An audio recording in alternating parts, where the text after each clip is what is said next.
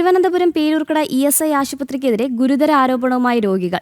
താക്കോൽ ദ്വാര ശസ്ത്രക്രിയ നടത്തുന്നതിനുള്ള ഉപകരണം തകരാറിലായി മാസങ്ങൾ പിന്നിടുമ്പോഴും പ്രശ്നം പരിഹരിക്കാത്തതിനാൽ നിരവധി രോഗികളാണ് ദുരിതത്തിലായിരിക്കുന്നത്.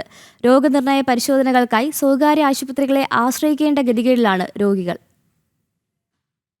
ഈ ESI എന്ന് പറഞ്ഞ ഹോസ്പിറ്റലിൽ ഇത്രമാത്രം കാശ് പിരിച്ചെടുക്കുന്ന ഹോസ്പിറ്റലിനകത്ത് ഒരു എക്സ്റേ ഫിലിം പോലും ഇല്ല.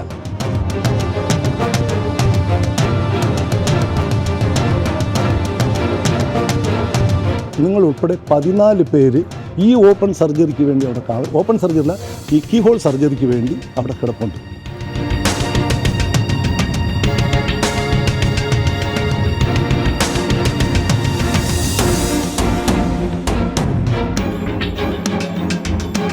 സംസ്ഥാനത്തെ ഏറ്റവും വലിയ ESI ആശുപത്രിയുടെ ദുരവസ്ഥയാണിത്.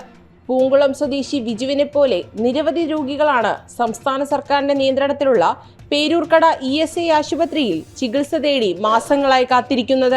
128 ബെഡുകളുള്ള ഏറ്റവും വലിയ ESI ആശുപത്രി എന്ന ഖ്യാതി പേരിൽ മാത്രമാണെന്നാണ് രോഗികളുടെ പരാതി. ഏറ്റവും പ്രാഥമിക രോഗനിർണയ പരിശോധനകൾ നടത്താൻ വേണ്ട സംവിധാനങ്ങൾ പോലും ഇവിടെ ഇല്ല എന്നാണ് ആരോപണം. ഈ ESI എന്ന് പറഞ്ഞ ഹോസ്പിറ്റലിൽ ഇത്രമാത്രം കാശ് പിരിച്ചെടുക്കുന്ന ഹോസ്പിറ്റലിനകത്ത് ഒരു എക്സ്റേ ഫിലിം പോലും ഇല്ല. നിങ്ങൾ ഉൾപ്പെടെ 14 പേര് ഈ ഓപ്പൺ സർജറിക്ക് വേണ്ടി അവിടെ ഓപ്പൺ സർജറിയില്ല, ഈ കീഹോൾ സർജറിക്ക് വേണ്ടി അവിടെ കിടപ്പുണ്ട്. ഞാൻ നേരെ സൂപ്രണ്ടിനെ കണ്ടു.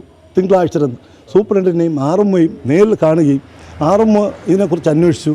സൂപ്രണ്ടുമായിട്ട് സംസാരിച്ചു. ഞങ്ങൾ റിക്വസ്റ്റ് കൊടുത്തിട്ടുണ്ട്, ഈ മെഷീൻ വന്നു കഴിഞ്ഞാൽ നിങ്ങൾക്ക് എന്തെങ്കിലും ചെയ്യാം. ഉടനെ തന്നെ സർജറി ഡോക്ടറെ വിളിച്ചു. എന്തായാലും ഇതാണ് സംവിധാനം, ഞാൻ എൻ്റെ കാശ് മുടക്കി ചെയ്ത മെഷീനും ഇപ്പോൾ തകരാറായി കിടക്കുകയാണ്. അതിനെന്തെങ്കിലും പരിഹാരം ഉണ്ടാക്കാതെ സർജറി ചെയ്യാൻ കൊണ്ട് പറ്റത്തില്ല. കാരണം ഇത് ജീവൻ എടുക്കുന്ന ഒരു പ്രശ്നമായതുകൊണ്ട് എനിക്ക് ഇതിനുള്ള എല്ലാ ഫെസിലിറ്റീസും കിട്ടാതെ എനിക്ക് ചെയ്യാൻ പറ്റത്തില്ല. അടിയന്തരമായി താക്കോൽ ദ്വാര ശസ്ത്രക്രിയ നടത്തണമെന്ന് ഡോക്ടർ നിർദ്ദേശിച്ചെങ്കിലും വിജുവിന് വിലങ്ങുതടിയായത് ശസ്ത്രക്രിയ ഉപകരണത്തിന്റെ തകരാറാണ്.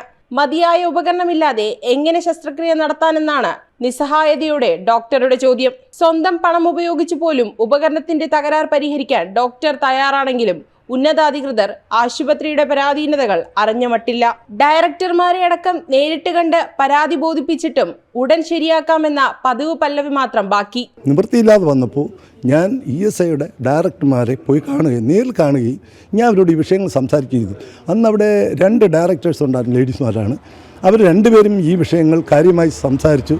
എന്നിട്ട് അപ്പോൾ തന്നെ ഈ ESIയുടെ സർജറി നടത്തുന്ന ഡോക്ടർ ഗണേഷ് അദ്ദേഹത്തിനെ ബന്ധപ്പെട്ടു. അപ്പോൾ പറഞ്ഞു, ഈ ലാപ്രോസ്കോപ്പ് കീഹോൾ ചെയ്യുന്നതിന് ആ മിഷൻ തകരാറായി കിടക്കുകയാണ്. അതിന് ഞാൻ ഒരുപാട് റിക്വസ്റ്റ് കൊടുത്തിട്ടുണ്ട്. എനിക്ക് ഇതേ വരാതെ ശരിയായി കിട്ടിയിട്ടില്ല. അത് വന്നാൽ നമുക്ക് എന്തെങ്കിലും ചെയ്യാം. ESI ആശുപത്രിയിൽ മതിയായ ചികിത്സാ സൗകര്യങ്ങൾ ഇല്ലാത്തതിനാൽ അടിയന്തര ഘട്ടങ്ങളിൽ സ്വകാര്യ ആശുപത്രികളെ ആശ്രയിക്കേണ്ടി വന്നാൽ ആ തുക ESI പരിധിയിൽ ഉൾപ്പെടുത്തില്ല എന്നതുകൊണ്ട് തന്നെ രോഗികൾക്ക് വൻ സാമ്പത്തിക ബാധ്യതയും ഉണ്ടാകുന്നു. സാധാരണക്കാരന് ആശ്രയമാകേണ്ട ഈ ആശുപത്രിയിൽ ഇന്ന് രോഗികൾ നട്ടം തിരിയുകയാണ്. ജനം, തിരുവനന്തപുരം.